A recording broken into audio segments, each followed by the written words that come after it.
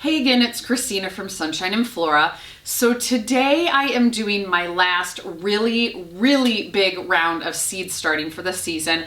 I have a couple varieties that I'm going to be starting maybe a couple weeks from now. Like some zinnias I'm going to get a head start on. But I have a whole bag here of seeds that I am starting today. So I wanted to share with you guys what I'm going to be starting for the end of March. So I currently have about 4 shelving units full of seeds, and honestly, I'm gonna have to move some things around a little bit, maybe start hardening off my ranunculus because I am not sure where all of these seed trays are going to go. And my husband and I haven't even started any of our vegetables yet, and I definitely need to allow some space for those vegetables too.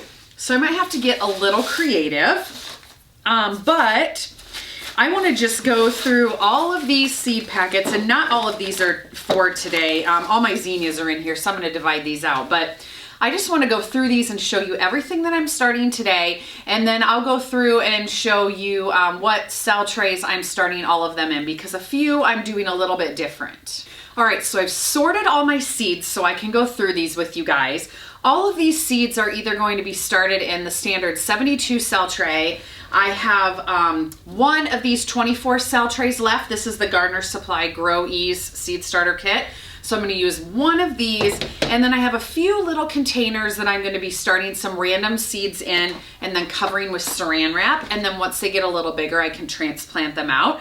Actually, let me go over those first. And these are all items that I want to put in my garden that I'm not going to be using for cut flowers. They're more decorative, I guess you could call it. So I have some Morning Glory seeds. These are the Clark's Heavenly Blue. These get 8 to 10 feet tall, and I want to start a few plants of these because I have a pergola out in my garden, and I want to try to trellis these up the pergola to, get a little vine going over it for the summer. Then I'm going to be starting some calendula. This is the Strawberry Blonde. Calendula is not something I use for cut flowers, but I like to put it both in my cut flower garden and my vegetable garden because calendula is an aphid attractor. And if you've ever dealt with aphids, they can just totally take over your plant and it's not usable. Calendula will act as a host plant, and so the aphids go to the calendula and stay away from other things. So that is what I'm starting this for. Then I have 2 varieties of hollyhocks. Again, these will be decorative. I just want some height in one of the corners of my garden. So I have the Queenie Lilac Rose and then the Majorette Double Champagne that's from Baker Creek. Super pretty. So these varieties, I'm gonna start in little containers, and then once the plants get a little bit bigger, I can pot them up into 2 or 4 inch pots till I actually plant them out in the garden. Okay, let's jump into everything else. I think the 24 cell tray is going to be for my Black-Eyed Susie vines. So these also are not for cut flowers. These are decorative. I use these in planters. I actually plant our 4 downtown planters that are right in the center of our town. And last year we bought some little trellises that go in the planters. And we had white blushing Susie vines, or black-eyed Susie vine, excuse me, planted in the middle. And by the end of summer, it was absolutely gorgeous. So I start some of those for that. I also have 4 6-foot trellises in my garden, and then I use these to vine up that to kind of create a flower wall. So these are purely decorative as well for the trellises and planters. So I think I'm going to do 24 of those. That will be plenty. And then the rest of these are all cut flowers that I use in my market bouquets. So I'm starting one variety of Gomphrena this year. I have just found that Gomphrena is something I really don't use much of, but it makes a really great dried flower. And so I want to cut it purely for dry flowers. So from Baker Creek, I have the Strawberry Fields Gomphrena. And then marigold. Marigold is also something that I find that I don't really use much of, but I like a little of it for fall. So I'm gonna do the giant orange hybrid marigold. That was the only one I ended up using last year. So honestly, if I have like 6 plants of each of these, I think that will be more than enough. So I may start those in little containers too, and then that way that's a space saver. All right, something that I'm starting a ton of because I just can't ever have enough of is Status. So I have, I don't know, 6 varieties of Status I'm starting. I had a nice bed of Status last year. I think maybe only 50 or 60 plants because I had never grown it before. Well, I absolutely loved it. So, you know, I need like 3 times the amount this year. So from Flora, I have the Sunset Mix.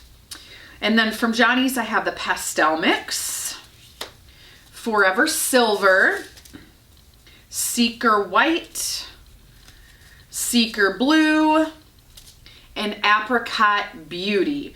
Last year I did, I think it was the Seeker Mix, and it had yellow Status in it, which, you know, nothing wrong with it, and it had a bright pink. I did not use those colors. So this year I want to make sure that all the Status I have growing are all the colors that I really like to use. Okay, this pile is Straw Flower. Last year I didn't grow very much Straw Flower and I kind of regretted it. I really like the look of it in bouquets. However, I also really like it as a dried flower, and dried flowers are something that I'm really trying to grow a lot of this year. So the varieties of Straw Flower I have are Bright Rose, Purple Red, Copper Red, Creamy White, Apricot Peach Mix, Vintage White. Oh, here's another Copper Red. Oh, and here's another Vintage White. So quite a few colors of that. So I won't be starting, you know, a whole tray of each or anything, but I think I'll start a tray or 2 and then mix all those colors throughout. All right, Cosmos. I was gonna wait and start my Cosmos for a couple weeks when I do my zinnias, but I think I'm gonna go ahead and start them. I really like the Double Click series, so I'm starting both the Double Click Snow Puff and the Double Click Cranberry. And then I also have this Fizzy Rose Picote from Baker Creek. I direct sowed a few of these last year and it was really beautiful, so I'm gonna do some of these also. Okay, Celosia. I'm only doing 2 different types of Celosia. I've kind of narrowed it down to what I really like. Actually, I'm doing 3 kinds because in another video coming up, you'll see my next grow along. I have the Pompous Plume, but I'm starting that for the grow along. So just for my normal seeds, I'm doing the Flamingo Feather, which I actually dried more than what I use fresh. And then I'm doing a Selway mix. This is from Geo Seed. I love the Selway Celosias. This is a mix of all of the colors of the Selway Celosia. So I'm really excited to see all the color variations in that this year. And then Amaranth. I only had a couple plants of Amaranth last year, which they got huge, and I cut all these big Amaranth blooms off at the end of the season and used them for my big end of the season market, and it was awesome. This year I want to try to grow these a little bit different. Instead of having some plants that I space a little bit more and let them get really big, I'm going to try planting Amaranth. I should say I may still have a couple of those plants. I, in addition, want to try to plant Amaranth really close together and have single stalks of Amaranth that are smaller. I saw another flower farmer on Instagram doing this and I thought it looked really fun to try. So I have 3 different kinds. From Flora, I have Green Tails. And then from Geo, I got the Velvet Curtains and Autumn's Touch. So we'll see how those go. And then Rudbeckia. I'm starting a whole bunch of Rudbeckia this year. I'm upping my stock of Rudbeckia. I did a couple of these in my winter sowing, but I'm going to be starting a couple of trays as well. I have 1 patch of Rudbeckia currently out in front of my greenhouse. It should come back because it's a perennial in my area, but just in case, I'm going to start some extra because I know there are some empty holes out there. But I also want to start a whole nother bed of Rudbeckia that hopefully will come back every year. So Goldilocks, this is from Geo, is one that I really want to have a lot of this year. Sahara Rudbeckia, one of my favorites. It didn't get as tall as some of the other varieties did last year, but I love the colorings and I love all the doubles that come in it, so I'm planting it again this year. Cherry Brandy. Cherokee Sunset Mix was an awesome one for me last year, so I'm doing a few more of that. And then Prairie Sun, not my favorite because the bugs seem to gravitate towards it more, but I'm gonna start a few of that this year. All right, I have a secondary list that I need to go grab that I'm gonna be starting that apparently I didn't get my seeds out for. So let me go grab that really quick. All right, so got my Post-its. On my first Post-it, it's just a list of everything that I kind of already went through with you guys. And then I have written down how many trays of each that I'm gonna start. This list is an additional list. I gotta pull these seed packets yet. I went through my book from last year and I went through all my seed packets a while back and then made a list of, these are all 4 to 6 week seeds. So when I say 4 to 6 weeks, that means it's 4 to 6 weeks till my average last frost date. We're definitely closer to 6. It's probably 6 or 7, but I always kind of like to err on the later side versus the 4-week side. I like to be closer to the 6-week side, if that makes sense to you guys. Anyway, so I have 5 more things that I'm going to be starting today. Starflower.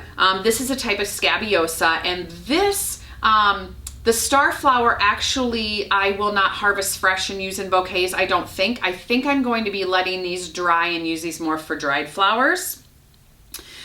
Silver tip grass. This I think will also be for dried flowers. Bunny tail grasses. This will also be for dried flowers. Then I want to start some chamomile today because I really like chamomile tea. And I also want to use the chamomile to dry. I want to start making some hand-poured soaps. Doesn't that sound fun? So I'm going to be drying calendula and chamomile, and I think I want to get my hands on a couple lavender plants and maybe dry those 3 things and then come up with 3 soap recipes. That'll be a whole another project probably this winter. So chamomile, and then I have a dark colored mignonette that I want to start, and this will be a fresh filler. That won't be for dried flowers. I've already started quite a bit of the white mignonette, but I have a darker mignonette that I want to start.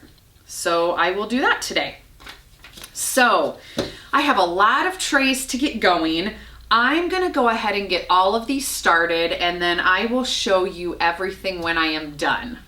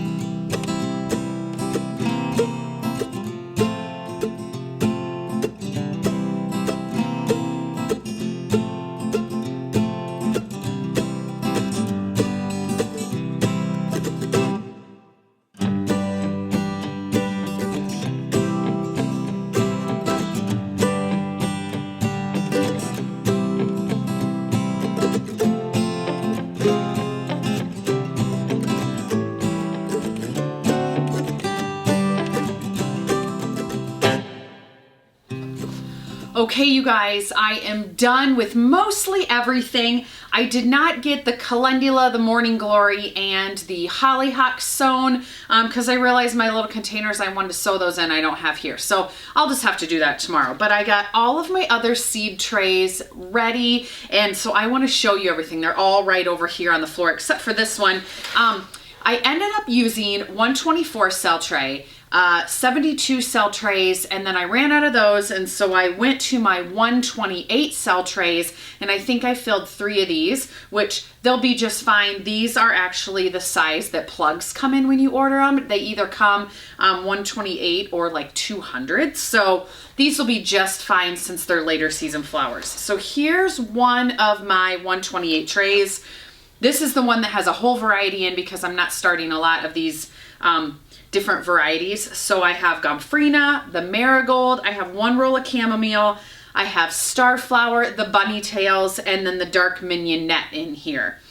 And all of these trays I will be putting a humidity dome on, and they will be going on my grow shelves on a heat mat under the lights. I just haven't quite gotten that far yet. So this is one of them. Let me show you everything that is out on the floor. So I actually do have this 124 cell tray. That's this small middle one right here. That is already on a heat mat, and that is all of my Black-Eyed Susie vines. I think I have 3 varieties started in that tray. Okay, then here are the other 8 trays. So just to zoom in a little bit, this first tray has 3 varieties of status. And then this tray has 3 more varieties of status. And then if you move up here, this is a Rudbeckia tray. And then this is a Rudbeckia tray. I did 1 whole tray of the Goldilocks. And then we'll go this way. This is a tray of the Celosia, the Flamingo Feather, and then the Selway. And then this tray is, what is that? Oh, that's straw flower. So I have 6 different kinds of straw flower. And then this top corner, those are my Cosmos. This is a 128 tray, and this is another 128 tray. This is all Amaranth.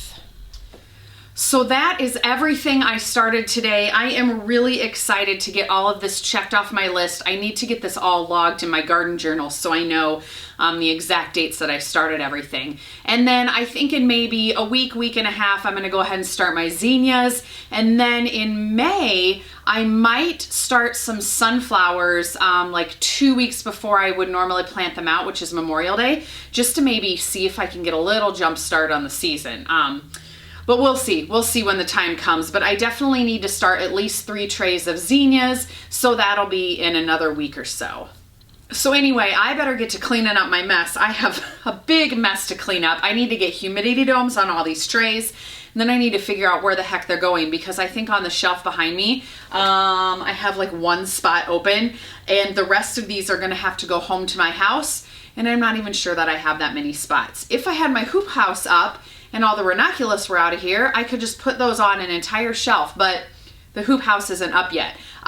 We are going to start that next week because the frost is coming out of the ground. So next week we'll be setting the 4 corners. I will do the 1 call, which whenever you're building a structure, you have to do a 1 call so that they can mark gas lines, you know, to make sure you're not hitting anything. The area that it's going in, I know there's absolutely nothing there, but you just have to mark your property. So anyway, that is next week. And then as soon as the 1 call is done, once we get the greenhouse or the hoop house staked out, we can actually start putting in the rest of the stakes, the hoops up, and then I will plant my ranunculus. So anyway, I will try to document all of that, but I really started rambling there. I'm gonna get my humidity domes on. These are gonna get on the grow shelves, and these will start growing. So anyway, thanks again for watching. We'll see you soon.